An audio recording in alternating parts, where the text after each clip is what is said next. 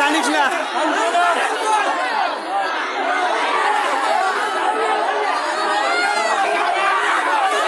পানি আনো পানি আনে পানি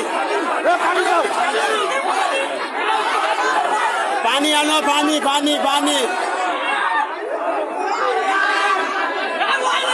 আমি সকাল 7টার সময় কাজে গেছি, আমার গ্রাম শ্রীরামপুর। যখন আমি 7টার সময় গেছি তখন প্রায় 8:30 বাজে। ওই সময় আমি যখন মাটিতে কোপ মারছি, লাস্টে যখন কোপ মারছি ওই সময় মাটির দলা যখন ভেঙে পড়লো, তখন আমারে কেউ আর তালাশকে পাচ্ছে না খুঁজে।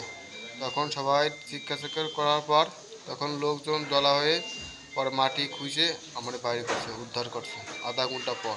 আমি রুবেলের আম্মা, আমাদের বাড়ি শ্রীরামপুর আলপরাঙ্গা। আমার ছেলে স্বামী মাটির কাজে গেছিল, চাপা খাইছিল, উদ্ধার হয়েছে। তার নাম ছিল রুবেল। সে এখানে সকাল 8:30টার সময় উপস্থিত হয়, তাদেরকে ফায়ার সার্ভিস নিয়ে আসে উদ্ধার করে। তো রুগী শঙ্কামুক্ত ছিল, তার হাতে শুধু একটু কেটে গিয়েছিল, আর তার কোনো শ্বাসকষ্টেরও সমস্যা ছিল না, তার অক্সিজেনও প্রয়োজন হয় না। রুগী এখন আশঙ্কামুক্ত রয়েছে। ঠিক আছে।